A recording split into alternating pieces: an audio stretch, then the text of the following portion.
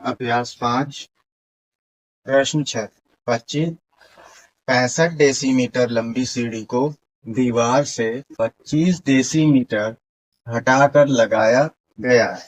दीवार के आधार से सीढ़ी के ऊपरी सिरे की ऊंचाई ज्ञात कीजिए। 65 डेसीमीटर लंबी सीढ़ी है जो दीवार से 25 डेसीमीटर हटाकर लगाई।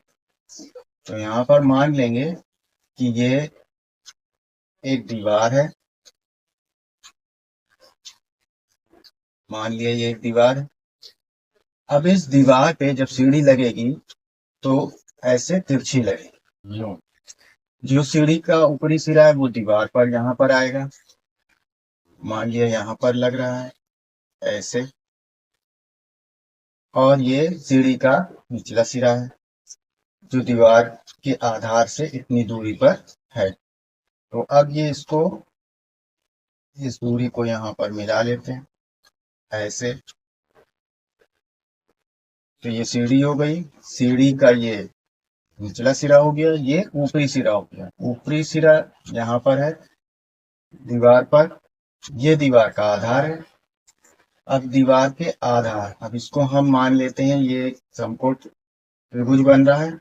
यहाँ पर इसका नाम लिख लेते हैं, इसको ए पॉइंट, इसको बी, इसको सी मान लेते हैं। यहाँ पर ये सीढ़ी हो गई, और ये सीढ़ी कितनी है 65 डेसीमीटर लंबी। तो यहाँ पर भी AC 65 डेसीमीटर हो जाएगा।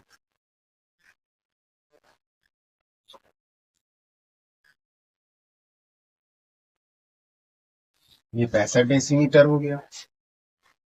दीवार से 25 डेसीमीटर हटाकर लगाया गया, यानी इस सीढ़ी को इस दीवार से हटाकर लगाया गया। तो ये वाला जो गैप है दीवार का आधार, ये सीढ़ी का निचला सिरा। तो जब सीढ़ी लगाई जाती है तो तिरछी लगाई जाती है, दीवार से हटाकर ये लगाई गई है। ये यहाँ पर हटाकर लगाया गया 25 डेसीमीटर। तो यहाँ लिखेंगे 25 डेसीमीटर। ये AB की माप हो गई। इस तरह से ये AB की माप हो गई 25 डेसीमीटर।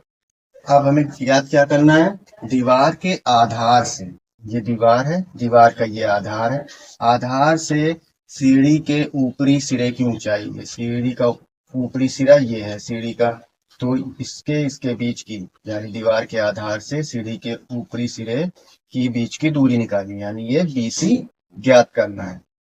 समकोण त्रिभुज बन रहा है, तो यहाँ पर ये लंब होगा, ये आधार, और ये कर्ण हो जाएगा। तो हमें BC लंब ज्ञात करना है, ऊंचाई ज्ञात कर।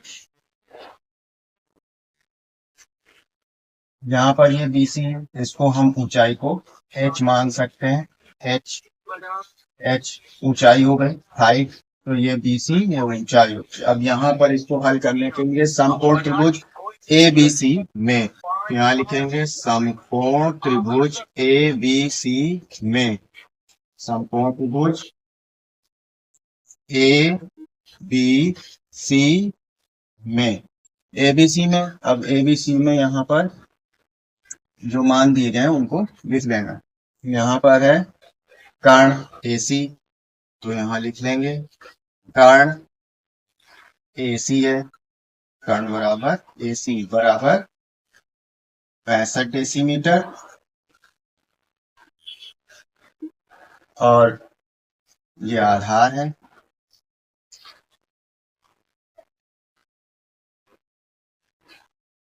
आधार AB 25 डेसीमीटर,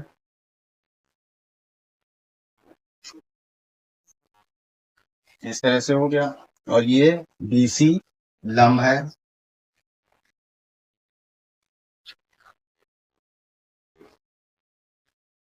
लंब BC जो H माना है ये डेसीमीटर में रहेगा।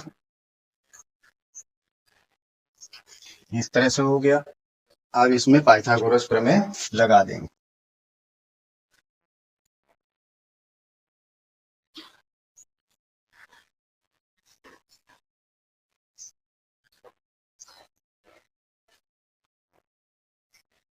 पाइथागोरस प्रमेय से, पाइथागोरस प्रमेय में कर्ण का वर्ग बराबर लंब का वर्ग प्लस आधार का वर्ग। कर्ण का मान, कर्ण AC दिया गया है, ये कर्ण AC है जो 65 डेसीमीटर है, तो इसकी जगह पर यहाँ लिखेंगे 65 और इसका वर्ग कर देंगे। फिर लंब है BC H, तो यहाँ पर H लिखेंगे, इसका वर्ग करेंगे प्लस आधार AB है 25 डेसीमीटर, इसको 25 लिखेंगे और इसका वर्ग कर दें। अब यहाँ पर 65 का वर्ग यानी 65 गुणे 65 हो जाएगा, यहाँ पे 65 का वर्ग निकालेंगे, तो 65 का वर्ग निकालने के लिए इस तरह से कर लेंगे, गुणा 65 गुणे 65, इसका गुणा कर लेते हैं, 5 का 5 है 25, हासिल 2, 5 का 30, 2 32, 6 का गुणा करेंगे, 6 पंजे 30, हासिल 3, 6 6 36, 3 39, इस तरह से आया। जोड़ लेंगे 5 2 12 की 2, हासिल लगे 1 3 और 1 4, इस तरह से ये आया 42 25, 4225 इधर आ गया। H का वर्ग ऐसे ही लिखा जाएगा, प्लस 25 का स्क्वायर करेंगे, 25 गुणे 25, 25 पंजे 125, 125 की 5 12 हासिल, 25 गुना 50 50 और 12 62, 625 हो गया। इस तरह से अब इस सबको पलट कर लिख लेते हैं पूरा, ये दाएं पक्ष को बाएं में और बाएं को दाएं में लिख लेंगे तो कोई भी चिन्ह नहीं बदलेगा, तो इसको इस तरह से लिख सकते हैं,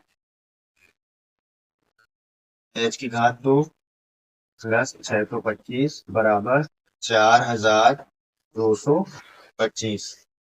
अब ये 625 को, इस पद को बराबर के दूसरी तरफ इधर भेज देंगे, तो ये यहाँ प्लस का है, बराबर के दूसरी तरफ जाएगा तो माइनस हो जाएगा, यहाँ बचेगा h की घात 2, ये 4225 माइनस